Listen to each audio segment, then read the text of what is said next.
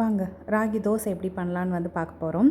So இந்த கப்பில் 4 cup ragi எடுத்திருக்கேன், 1 கப் உளுந்து எடுத்திருக்கேன், கொஞ்சோண்டு 1/4 ஸ்பூன் கிட்ட வெந்தயம் எடுத்திருக்கேன். இதெல்லாம் செய்யறதுக்கு முன்னாடி ஃபஸ்ட்டு ராகியில் என்னென்ன சத்து இருக்குதுன்னு தெரிஞ்சுப்போம்.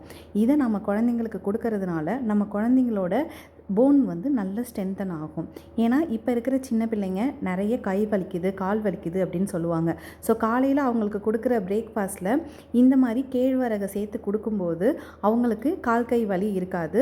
அதே நேரத்தில் கேழ்வரகு உடம்பு சூட்டையும் தணிக்கும். காலையிலேருந்து சாயந்தரம் வரை அவங்க நம்ம கையில் இருக்கிறது இல்லை, ஸ்கூலில் இருக்காங்க. ஸோ அந்த டைமில் அவங்க உடம்பு ஹீட் ஆகிறத தடுக்கிறதுக்கும் இந்த கேழ்வரகு யூஸ் ஆகும்.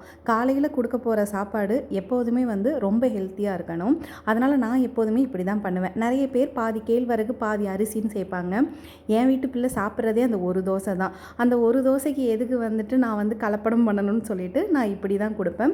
நீங்களும் ட்ரை பண்ணி பாருங்கள். நான் இதை வந்து மிக்சியில் தான் அரைப்பேன். ஏன்னா ரொம்ப கம்மியான குவான்டிட்டி பண்ணுறதுனால மிக்சியில் அரைச்சாலே ஈஸியாக இருக்கும். அதுவும் இல்லாமல் இட்லி ஊற்றணுன்னா நம்ம கிரைண்டரில் அரைக்கலாம். பாப்பா எப்படி இதை தோசையாக தான் சாப்பிடுவாங்கிறதுனால நான் மிக்சியில் அரைச்சிட்டேன். ஸோ 6 மணி நேரம் ஊற வச்சு அரைச்சிடலாம்.